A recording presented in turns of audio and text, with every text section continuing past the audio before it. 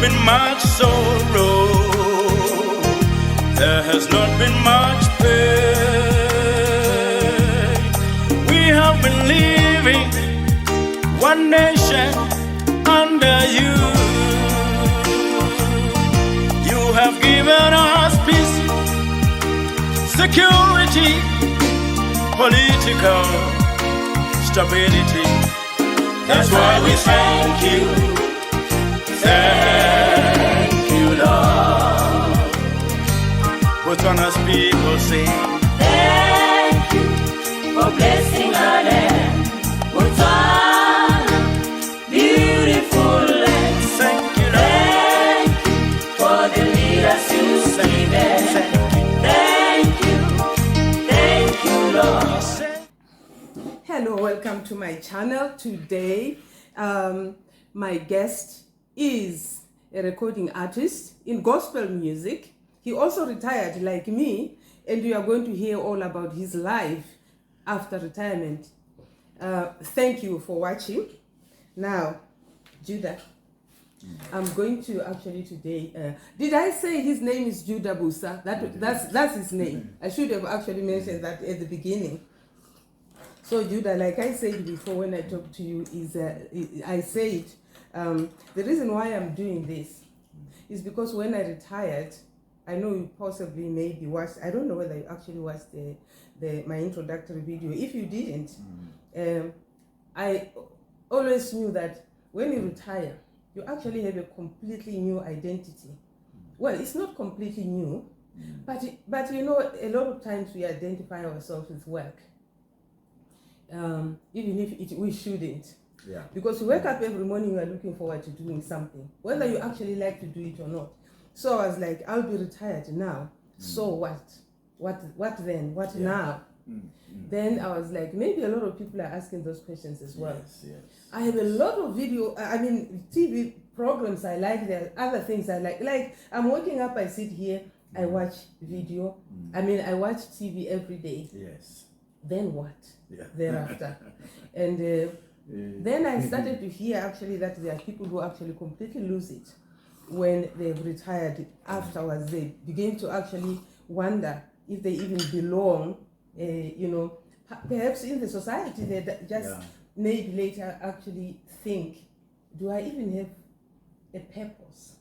Do I make any kind of contribution in the society? Then I was like, you know what? I'm asking these questions. What if I actually take it to YouTube now and talk to everybody else, not everybody else, those that are willing to talk to me. We talk about this, and hoping that it will motivate other people to hear that actually there is life after retirement. My channel is called Life After Retirement. So the first thing I'm going to ask, I wrote these questions down, so Are we live now? We are live now. Oh, we are. Okay. Yes, we are live. All right. Yes, we are live. Okay. How long have you worked in an office? Not only at Bob's. How long have you worked for a boss? Yeah, that's a long time. Yeah. Yeah, I started work in 1989. 1989. Yeah, that's a long time. Yeah, no, that's a long time. Yes. One could work out to the 1989. Yes, no, it's a lot. Yes. It's actually a long time. Yes, having a boss all the time. Having a boss all the time. Yeah.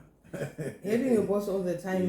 That's really asking for permission and all that. Yes, that's a long time.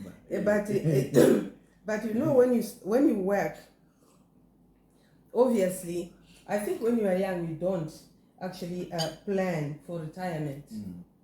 You don't think about it because I'm sure 1989 you were a young man, so you actually don't think about it. But did you actually think about it? I'm asking this question. I didn't think about it when I started. Yeah. But did you think about it maybe in terms of finance and also in terms of the new identity that I was talking about? No, I think I thought of it much later, when it was, clear that it's not too far away. Yeah. Yeah. So And of course, that's when also I started thinking about maybe the new life. You know, should I become a farmer? Should I? Yeah. What am I going to do? Yeah. So that's when I started. But you are right. We think about it late. When in fact I think we should be.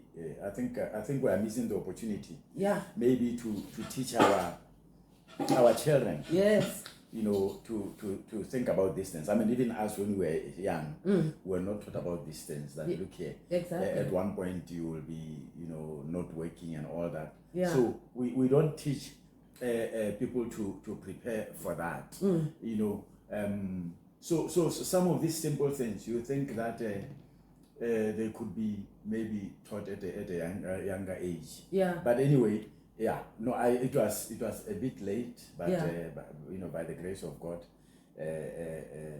you know, some things were already sort of and getting in place. Yes. Yeah. And now that we are talking about that, I'm going to go back to something I was thinking about the other time. Especially this way, we are actually what you discuss is maybe finances. Because it's one of the big part of retirement. Apart from other things, your identity, your identity especially, and your purpose in life. But I was thinking about that part where you say perhaps we need to talk to our children when they were still young. I worked out I'm not a finance person, obviously. I hope that in the future I'm going to be able to talk to somebody who will talk, to the finance part of it. But yesterday I was actually working out something. I was like, let's say you start working, you are beginning your work. You earn maybe 6,000. I'm putting a small figure. 6,000 pula a month. You save only 1% of that. In a year you save actually, a savings that you don't even touch at all. You tell yourself, this I'm not going to touch, no matter how difficult it is. Annually you have something like 720. It doesn't look like much. 720 pula. It's 1% of your income. Remember, obviously the 6,000 will grow with inflation and all this increment. Then if you have worked for like 35 years or more, that is now you are retiring. Like me, I've worked maybe for more than 35 years now. You will get more than 300,000 without, I didn't include all the possible increment. You could actually even go to 500,000 from that savings alone. It has nothing to do with the pension. Yeah. Just 1%. But we didn't do that, and we can't expect even our children to do that without serious teaching from homes. If a stranger comes maybe to your work and talk about it, you find it's a good idea, you go home, is the end of it. I was just thinking about it, really. I'm not a finance person. I'm still going to go back to that. Anyway, now I know that you had a career that took you from 1989. That is working for a boss. But then music was part of was it a career or was it just a hobby? Because all I know is that you're a recording artist.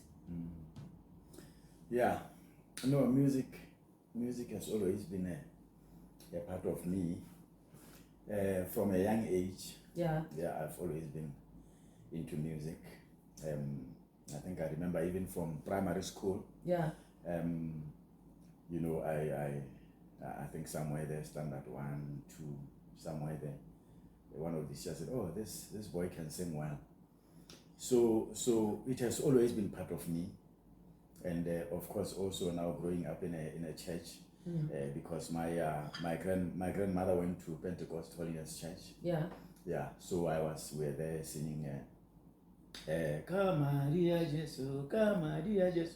So so music has always been part of me. And when I went to secondary school at Lopsec, I joined SU, and music was a big part of that. I got into the into the quartets. Those days, quartets were very popular because there was the King's Messengers Quartet and even others here in Botswana. Revelation Quartet, for example, of the SDA, River Jordan Quartet. Yes. So we started singing those songs at secondary school and would sing at assembly. So, and then from there, of course, went to Apostolic Faith Mission, and so music has always been part of me.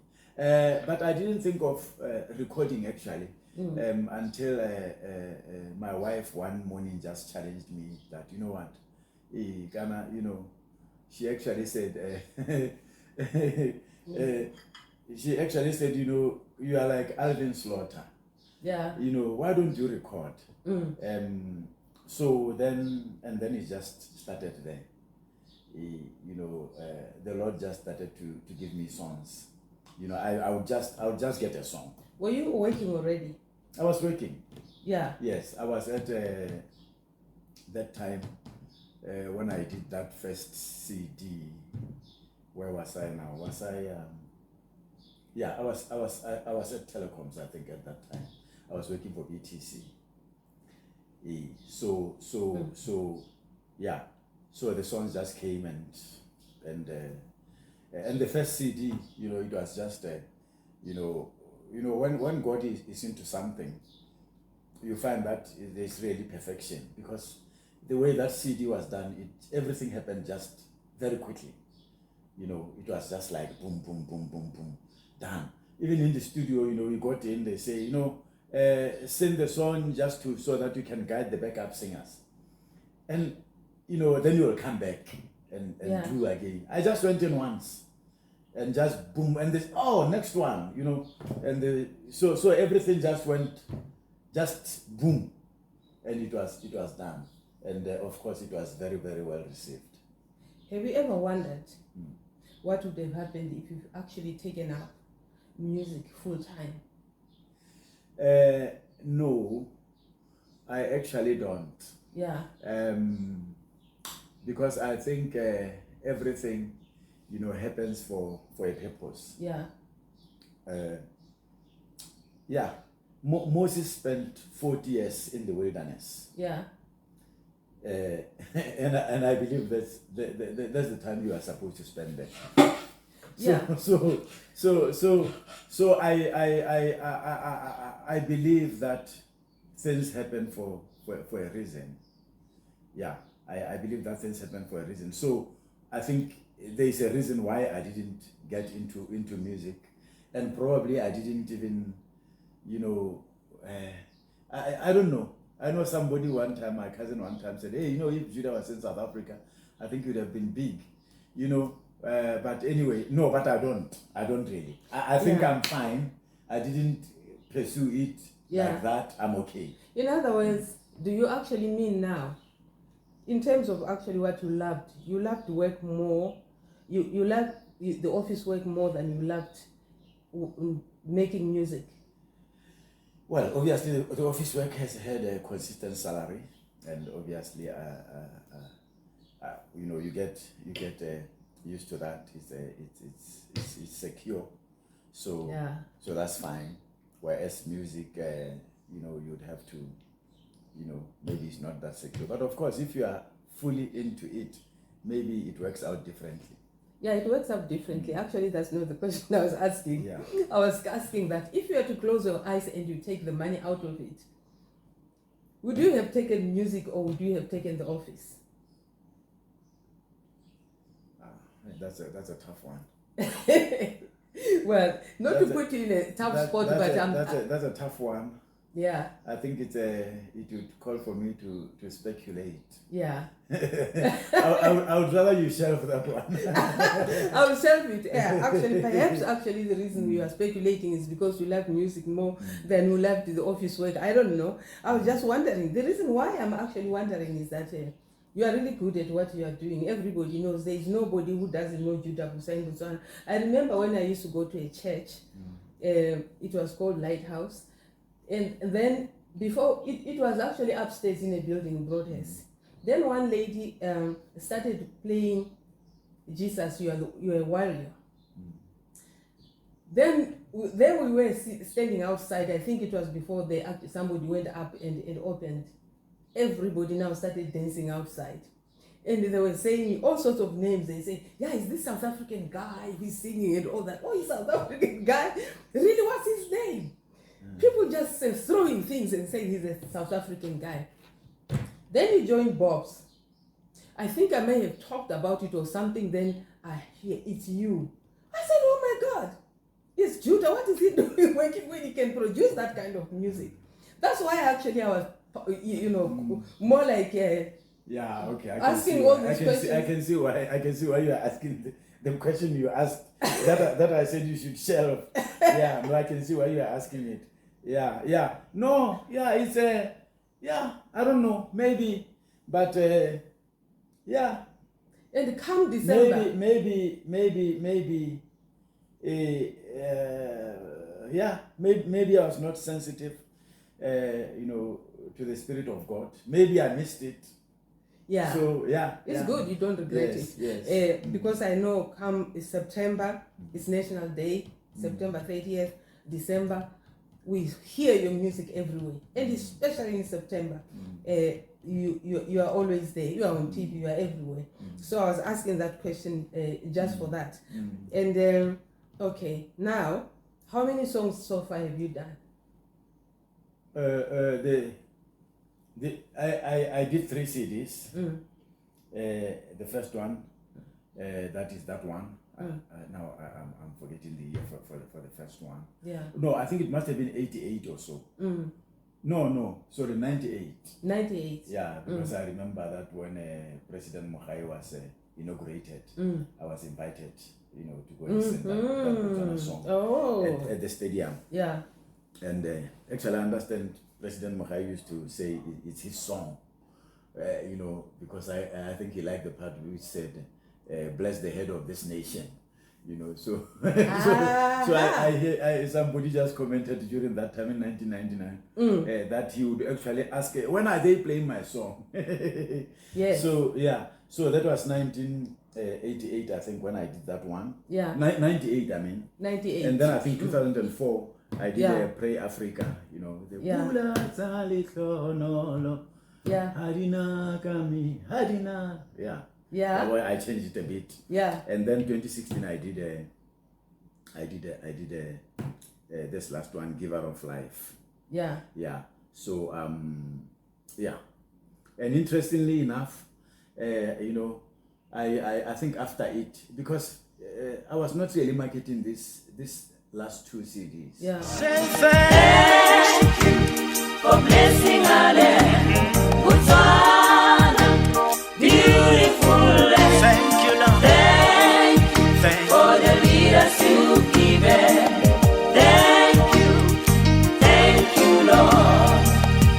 There has not been much sorrow. There has not been much pain. We have been living one nation under you. You have given us peace, security, political stability. That's why we thank you. Thank you, Lord. Botswana's children sing.